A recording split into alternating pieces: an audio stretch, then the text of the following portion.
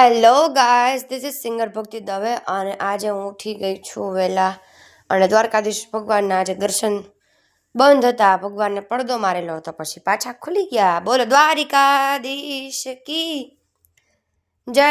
પછી હું થઈ ગઈ છું તૈયાર, કારણ કે આજે મારે અહીંયા રાજકોટથી જ જવાનું છે સુરેન્દ્રનગર પ્રોગ્રામમાં. મારી બેન મને બસ સ્ટેન્ડ સુધી મૂકી ગઈ અને અમે બે બહેનો રસ્તામાં વાતો કરતાં કરતાં આવી ગયા. બસ સ્ટેન્ડે પહોંચી ગઈ હું અને આપણું આવી ગયું સરસ મજાનું રોડું મજાનું ચોટીલા ચામુંડમાનું ધામ રસ્તામાં. પછી આજે જો હું કંઈક આવી લાગતી હતી, કોમેન્ટ સેક્શનમાં જણાવજો કે હું આજે કેવી લાગુ છું.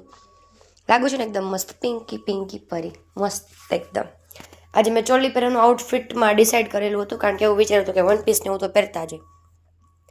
ત્યાં મને લેવા માટે આવી ગયા છે પ્રોગ્રામમાં જવા માટે, એટલે એ પોતાની ગાડીને ધીમે ધીમે ચલાવતા હતા. અને ત્યાં થઈ ગઈ હતી વરકન્યાની એન્ટ્રી અને મસ્ત મજાના અમે દાંડિયા રાસ કર્યા.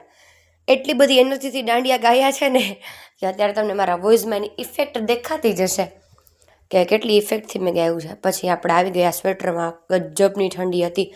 ફ્રેશ થઈ ગઈ, કારણ કે માથું આમ બાંધ્યું હતું તો એટલું દુખતું હતું. બીજે દિવસે સવારે હું પાછી ઘરે આવવા માટે નીકળી ગઈ સુરેન્દ્રનગરથી. અને સુરેન્દ્રનગરમાં સૌથી વધારે હનુમાનજી મહારાજ, એટલે લખી નાખજો બજરંગ બલી કી જય. આપણી બસને ડીઝલ પુરાવાનું હતું, એટલે બસ ઊભી રહી ગઈ હતી રસ્તામાં.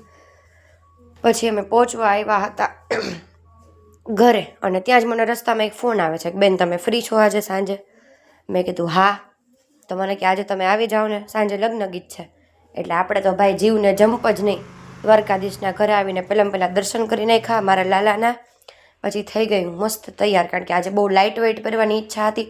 ઓલરેડી ગઈકાલે ઉજાગરો હતો થોડોક ને ચોળીને એવું પહેર્યું હતું, એટલે મેં કીધું થોડુંક લાઇટ પહેરી લો. પછી ત્યાંથી અમે પહોંચી ગયા જ્યાં અમારે જવાનું હતું ત્યાં. અને મસ્ત મજાનું આમ ડેસ્ટિનેશન વેડિંગ ટાઈપ આખું વેન્યુ હતું. મજા આવી ગઈ, એમ જોઈને જ તેવું લાગતું હતું કે આજ તો મોજ કરાવી દેવાની છે સાહેબ લગ્ન ગીત ગાઈને. અને આ મસ્ત મંડપ હતો અને બધા આવી ગયા હતા. અને હવે લગ્ન ગીતની શરૂઆત ધીમે ધીમે થઈ રહી હતી. બધા પોતાનું ચેકિંગ કરી રહ્યા હતા ઇન્સ્ટ્રુમેન્ટનું. અને અમે બધાએ તો રાહ જોતા હતા કે જલ્દી હવે શરૂઆત થાય. ત્યાં ફટાકડા ફૂટવા માંડ્યા અને વરકન્યાની એન્ટ્રી થઈ ગઈ. અત્યારે આવું બધું બહુ વધી ગયું છે. એવું લાગે કે જાણે આપણે રાજાશાહીના એકાદા જમાનામાં પહોંચી ગયા હોય. અને રાજા કેમ ઠાઠ માઠથી આવે પોતાની આમ સવારી સાથે, એ ટાઈપનું. અને વરમાળા બે જણાની એકદમ મસ્ત કિશન અને વિધિ નામ હતું આ બ્યુટીફુલ કપલનું. અને બે જણા મસ્ત લાગતા હતા, ટચવુડ. અને પછી પાછી બ્રાઇડની એન્ટ્રી થઈ ગઈ હતી.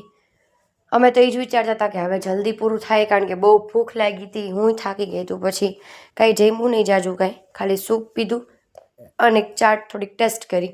પ્રોગ્રામ પૂરો કર્યો, દ્વારકાધીશ ભગવાનના દર્શન કર્યા અને છેલ્લે આ લાઇટ સાથે મસ્ત મજાનો વ્યૂ લીધો, કારણ કે બહુ જોરદાર વ્યૂ આવી રહ્યો હતો. પછી ઘરે આવી ગયા. જય શ્રી કૃષ્ણ, ટાટા.